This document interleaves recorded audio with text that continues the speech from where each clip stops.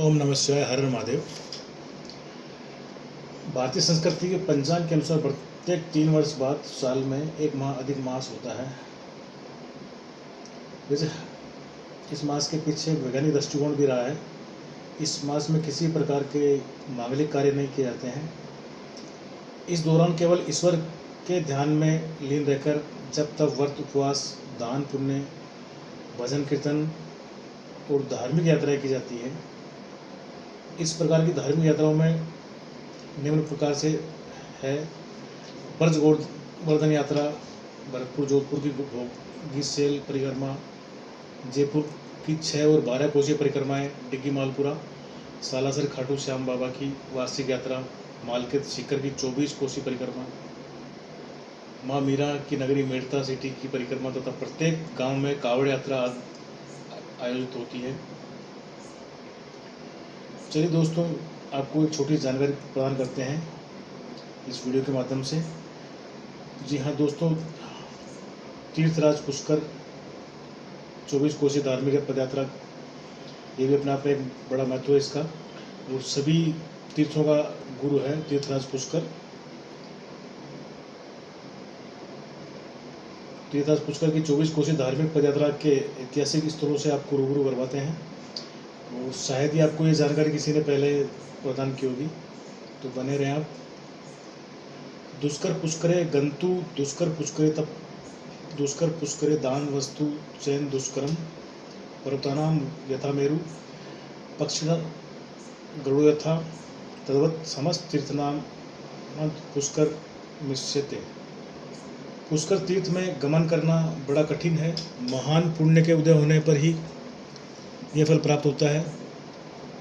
फिर इस पुण्य तीर्थ में तप करना और भी अधिक कठिन है। इस क्षेत्र में दान करना तथा यहाँ निवास करना, यह सब बड़े भाग्य से ही प्राप्त होता है। भाग्यशाली जो होते हैं उनको ये नसीब होता है ये चीज़। जिस प्रकार पक्षियों में श्रेष्ठ गरुड़ को मानते हैं, पर्वतों में सर्वश्रेष्ठ मेरु पर्वत कहा जाता है, ठीक उसी प्रकार धरती पे धरातल पर स्थित सभी तीर्थों में पुष्कर राज को सर्वश्रेष्ठ कहा गया। सर्वश्रेष्ठ है पुष्कर राज। राजस्थान के मध्य भाग की अरावली पहाड़ियों के बीच में स्थित इसी तीर्थ स्थल पर स्वयं जगत पिता ब्रह्मा जी ने 33 कोटि देवी देवताओं की उपस्थिति में विशाल यज्ञ किया था। वेद एवं पुराणों के अनुसार जगत पिता ब्रह्मा जी के कर कमलों से गिराए गए कमल पुष्प के छूने मात्र से ही इस मरुधरा पर निर्मल और मीठे पानी की तेज धारा बह निकली थी और यहाँ एक विशाल सरोवर बन गया। ये सतयुग के तीर्थ के रूप में विश्व विख्यात है। साथ ही ज्येष्ठ ब्रह्मा, मध्य विष्णु, कनिष्ठ रुद्र तथा बूढ़ा पुष्कर के नाम से जाने जाते हैं। मुख्य पवित्र सरोवर के चारों ओर 52 घाट और कई धार्मिक स्थल व मंदिर बने हुए हैं। यहाँ प्रतिदिन देश विदेश से सैकड़ों की संख्या में श्रद्धालु और पर्यटक आते हैं।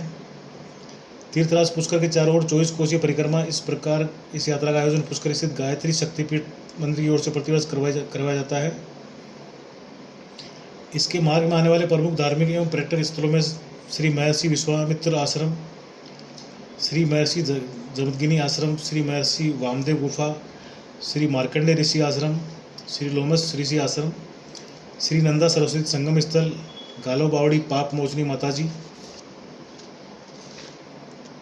मंदिर, श्री कपिल कुंड, श्री मरकंड ऋषि आश्रम, अगस्त मुनि जी की गुफा, पंचकुंड पांडवों की तपस्या स्थली जहाँ पर पांडवों ने तपस्या की थी, वही पुष्कर के समीप है, पंचकुंड के नाम से विख्यात है।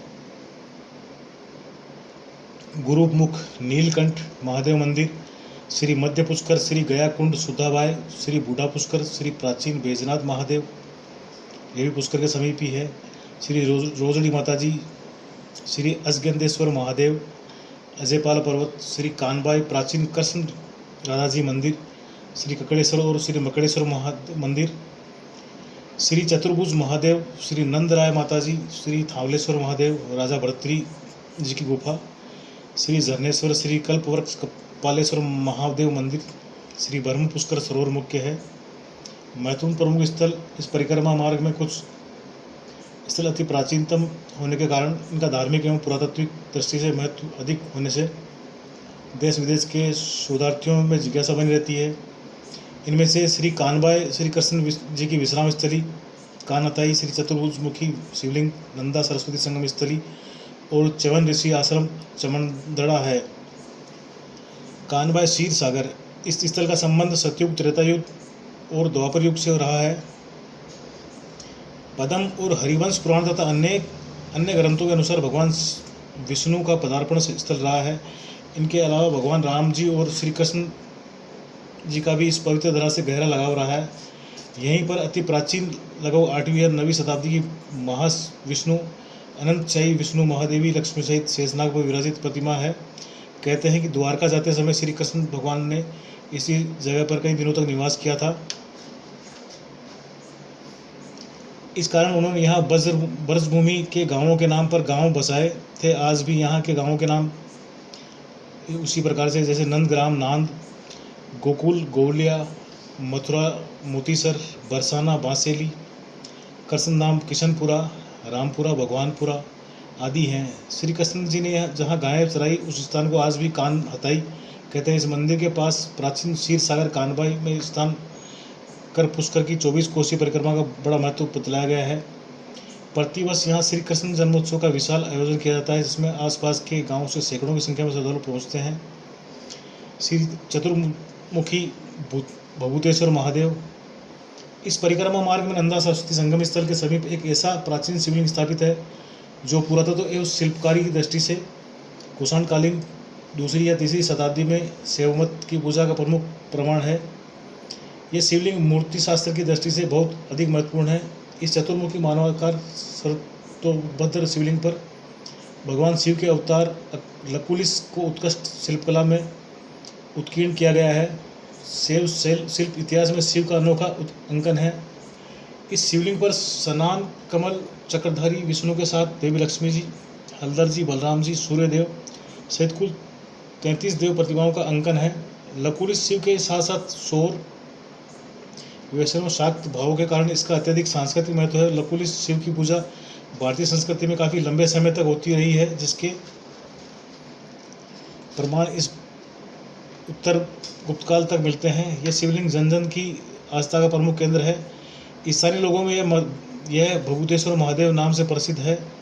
जनश्रुति के अनुसार राजा प्रभंजन का कुष्ठ रोग इसी शिवलिंग की आराधना से दूर हुआ था।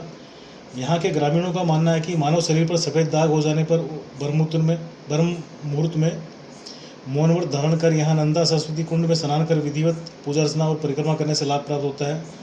नंदा सरस्वती उद्गम स्थल। सरस्वती का नाम नंदा पड़ने की कथा इस तरह है। पौराणिक कथानुसार पुष्कर क्षेत्र में प्रभंजन नाम का प्रसिद्ध राजा एक दिन जंगल में शिकार कर रहा था।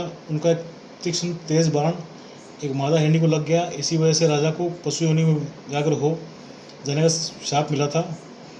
उस हिरणी ने दोबारा मानव योनि में आने के लिए राजा को एक वरदान भी दिया था। वह इस तरह था कि 100 वर्ष बाद उसी जगह पर नंदा नामक एक गाय से वार्ता होने पर राजा शाप मुक्त हो जाएगा। 100 वर्षों बाद एक दिन नंदा नामक गाय और व्याघ्र बने राजा प्रभंजन के बीच वार्ता हुई, जिसमें राजा के हाथों असंख्य जीवों की हत्या करने से हुए पापों और उनसे छुटकारा पाने के लिए जब तब दान और कलयुग में अहिंसा के सम्मान न कोई दान न कोई तपस्या आदि विषयों पर विस्तार से बातचीत हुई। तब राजा शाप मुक्त हो गए। सत्य का पालन करने पर नंदा गाय को इसी जगह पर स्वयं धर्मराज महाराज ने वरदान देते हुए कहा कि यह स्थान ऋषि मुनियों को धर्म प्रदान करने वाला शुभ तीर्थ बनने तथा यहाँ बहने वाली सरस्वती नदी गाय के नाम से नंदा सरस्वती संगम नाम से प्रसिद्ध होगी। इस प्रकार यहाँ खजूर वन में स्थित रोहित पर्वत क्षेत्र में स्थल जन जन की आस्था का स्थल बन गया। पद्म पुराण में कहा गया कि जो प्राणी इन 24 कोस परिक्रमा स्थलों पर स्नान कर पूजा अर्चना करता है उसे अश्वमेध यज्ञ समान फल प्राप्त होता है। च्यवन ऋषि आश्रम चमनदड़ा इस नाम से विख्यात है।